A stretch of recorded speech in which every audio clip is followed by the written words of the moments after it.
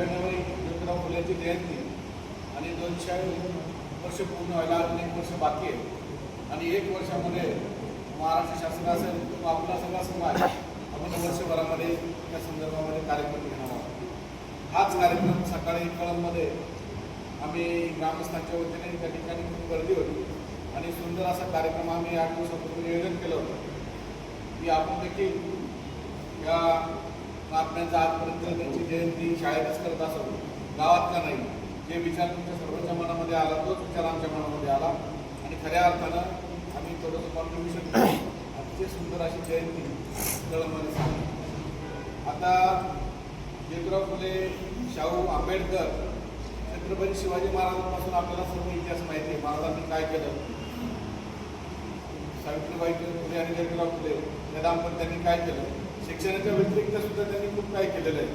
अंधश्रद्धा निर्मूलन, विधवा पुनर्विवाह, सत्यशोधक चळवळ, ब्राह्मणोत्तर चळवळ आणि देवाला पूजा करण्यासाठी कोणाच्या मध्यस्थीची गरज नाही, सगळी देवाची लेकरं आहेत. म्हणजे हे सत्यशोधक समाजाची निर्मिती त्यांनी केली आणि या त्यांनी 11 ते 13 शाळा उभ्या केल्या. त्याच्यापैकी 2 शाळा ग्रामीण भागामध्ये केल्या, एक तळेगाव डोंगरे आणि दुसरी शाळा कोथरूडमध्ये. त्या दोन्ही शाळा फार उत्तम आहेत आणि ज्या ज्या ठिकाणी ते शाळा झाल्या त्या त्या ठिकाणी RSSनी काम चालू त्या ठिकाणी केलेलं आहे. खऱ्या अर्थानं आंबेडकरांचा आणि ज्योतिराव फुल्यांचा हा त्यांचा जीवन प्रवास वेगवेगळ्या शतकात झालेला आहे. 1890 आणि 1890 नंतरचा कार्यकाल, परंतु डॉक्टर बाबासाहेब आंबेडकरांनी आपल्याला जे संविधान दिलेलं आहे, प्रत्येकाला जो अधिकार दिलेला आहे आणि त्यांना शिक्षणामध्ये सुद्धा त्यांना किती स्पर्धा करावी लागली, त्यांना काय काय आला अपेक्षा सहन कराव्या लागल्या. शेवटी बाहेरच्या देशामध्ये जाऊन त्यांना राजांनी मदत केली गायकवाडांनी, त्याच्यामध्ये ते शिक्षण घेऊ शकले. आजही त्या ठिकाणी लंडनचं त्यांचं घर महाराष्ट्र शासनाने विकत घेतलं, शासनाचा आम्ही आभार मानतो.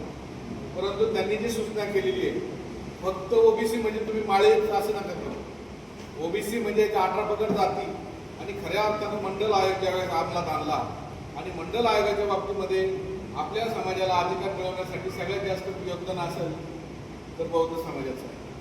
त्याच्यामध्ये सगळ्यात पुढाकार घेतला असेल प्रकाश आंबेडकर. ही लोक खऱ्या अर्थाने त्यांनी मंडल आयोग, आपल्याला पण माहीत नव्हतं मंडल आयोग काय, कशासाठी आणला, आपल्याला किती त्या ठिकाणी आरक्षण मिळणार आहे.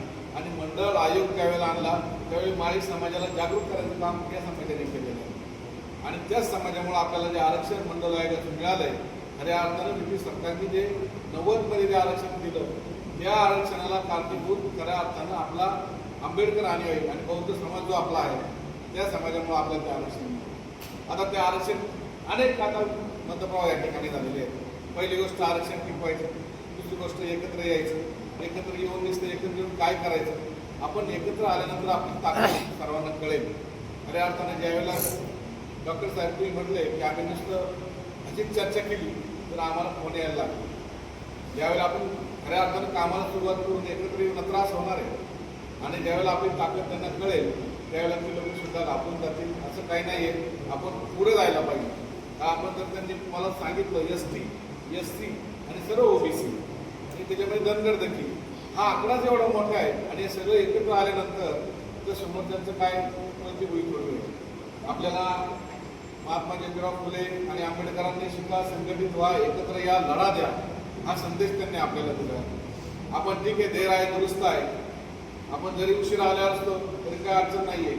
200 वर्षांनी एकत्र आलं, 220 पिढीने आपल्याला पुढं जायचं आणि त्यासाठी मला आमचे दाजी आहेत. आपण कधी जातीवाद न मानणारी माणसं, परंतु तानाशेठ जातीवाद मानायला लावणारी माणसं आपल्याजवळ आहेत.